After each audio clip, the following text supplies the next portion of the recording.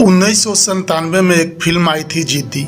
Film में सनी देओल एक ऐसे डॉन देवा के रोल में थे जो सीएम तक के लिए चिंता का सबब बन जाता है। देवा के फिल्म में अपराध की दुनिया में कदम रखने की शुरुआत उसकी बहन के साथ छेड़छाड़ से होती है। फिल्म में जो हुआ वो यूपी के गोरखपुर में इससे 4 साल पहले हकीकत में हो चुका था। फिल्म जिद्दी में देवा की बहन को इलाके का गुंडा छेड़ता है। बहन रोते हुए घर आती है और फिर देवा जाकर उसको पीटते हुए उसका हाथ उखाड़ लेता है। इस घटना के बाद 4 साल देवा जेल में रहता है। जब जेल से लौटता है तो इतना बड़ा डॉन बन जाता है कि सीएम तक का ध्यान उस पर जाता है। अब जिद्दी की रिलीज से 4 साल पहले यानी 1993 के गोरखपुर के मामखोर गांव में आपको ले चलते हैं। गांव में श्री प्रकाश शुक्ला नाम का 20 साल का लड़का रहता है। पिता सरकारी टीचर हैं तो जाहिर है कि उनका ध्यान अपने बच्चों को पढ़ाने पर रहेगा। साल 1993 में श्री प्रकाश अपने घर के कमरे में बैठा था कि बाहर से बहन के रोने की आवाज़ आई। बहन रोते हुए पिता और माँ से बता रही थी कि राकेश तिवारी नाम के आदमी ने सरेआम सड़क पर उसके साथ बदतमीजी की। आगे की बात बताने से पहले आपको ये बता देना जरूरी है कि ये राकेश तिवारी कौन था। राकेश तिवारी नाम का ये गुंडा उस वक्त के गोरखपुर और पूर्वांचल के बाहुबली नेता वीरेंद्र प्रताप शाही का खास था। ऐसे में वो जब जिसके साथ चाहे बदतमीजी करे उसे कुछ कहने में सब डरते थे। अब वापस श्री प्रकाश के घर आते हैं। राकेश तिवारी का नाम सुनकर श्री प्रकाश के पिता अपनी बेटी को ही समझाने लगते हैं कि बुरे लोगों के क्या मुँह लगना, जो हुआ उसे भूल जा। घर में ये सब चल रहा था कि श्री प्रकाश घर से निकलता है, उसी रास्ते पर जाता है जो उसकी बहन के स्कूल का रास्ता है, जहां से वह कुछ देर पहले रोते हुए लौटी थी। श्री प्रकाश देखता है कि राकेश रास्ते के किनारे बैठा है। श्री प्रकाश जाकर राकेश को पीटना शुरू कर देता है और फिर गोली मारकर उसकी हत्या कर देता है। दिन दहाड़े वीरेंद्र शाही के खास आदमी की हत्या होती है तो पूरे गोरखपुर में सनसनी फैल जाती है।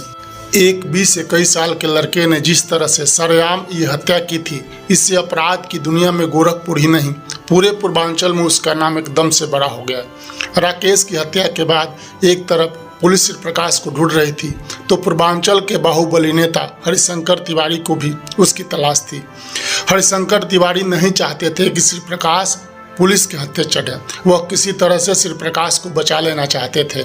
हरिशंकर तिवारी क्यों श्री प्रकाश को बचाना चाहते थे, इसकी वजह बता दे, फिर आगे बढ़ते हैं।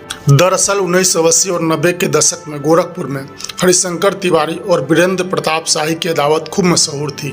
इसे ब्राह्मण बनाम ठाकुर की लड़ाई की तरह भी देखा जाता था। श्री प्रकाश ने वीरेंद्र शाही के खास आदमी को मार डाला था तो हरिशंकर तिवारी को लगा कि ये लड़का उनके काम का है। हरिशंकर तिवारी ने श्री प्रकाश से संपर्क कर भी लिया और उसको कुछ दिन के लिए ऐसे सुरक्षित स्थान पर भेज दिया जहां पुलिस न पहुंच सके। मामला ठंडा होने के कुछ महीने बाद वो लौटा। अब श्री प्रकाश एकदम ही बेलगाम हो चुका था। उसने दिन दहाड़े अपराध शुरू कर दिए। लगातार हत्याओं में श्री प्रकाश का नाम आता रहा था। यहाँ तक कि 1997 में लखनऊ में वीरेंद्र शाही की भी हत्या हो गई। शाही को मारने का आरोप भी श्री प्रकाश शुक्ला पर लगा, जिसने उसको प्रदेश सरकार की नजरों में भी ला दिया। हरिशंकर तिवारी से भी श्री प्रकाश की कुछ दिनों तक ही बने। जितनी तेजी से श्री प्रकाश बढ़ रहा था उसे किसी के लिए भी काबू में रखना मुश्किल था। हरिशंकर तिवारी से उसकी अनबन हो गई। इसके बाद श्री प्रकाश शुक्ला को साथ मिला बिहार के माफिया सूरज भान का। श्री प्रकाश की बिहार में एंट्री हुई तो अपराध का ग्राफ बढ़ने लगा। बड़े लोग निशाना बनाए जाने लगे। जून 1998 को पटना में बिहार सरकार के मंत्री बृज बिहारी प्रसाद को गोलियों से भून दिया गया। हत्या में नाम आया श्री प्रकाश शुक्ला का।